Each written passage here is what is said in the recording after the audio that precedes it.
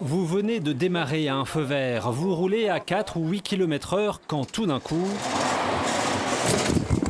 une voiture devant vous pile, la collision est inévitable.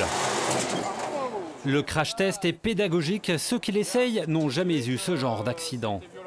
C'était impressionnant. À 8 km/h, si la mâchoire est ouverte, la mâchoire se referme. Ça m'a un petit peu choqué, du bon sang, à 8 km/h. Le choc est, on va pas dire qu'il est extrêmement violent, mais assez quand même pour marquer l'esprit, on va dire.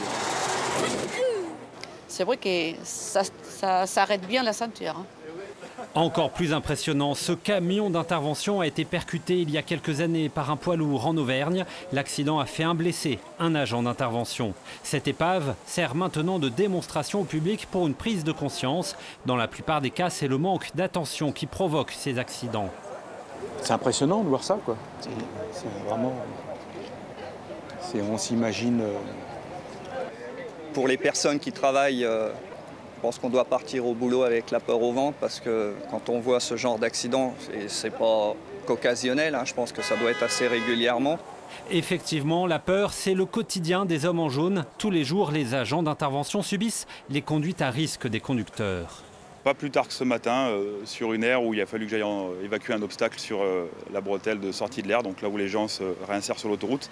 J'avais mon fourgon en amont, j'étais là, l'obstacle était au milieu de la chaussée, je faisais signe à l'automobiliste, il est passé à mon niveau. Je pense qu'il m'a même pas vu, il avait les yeux rivés sur son téléphone. Sur l'autoroute, 2 camions d'intervention sont percutés chaque semaine. Il y en a en moyenne près de 200 par an.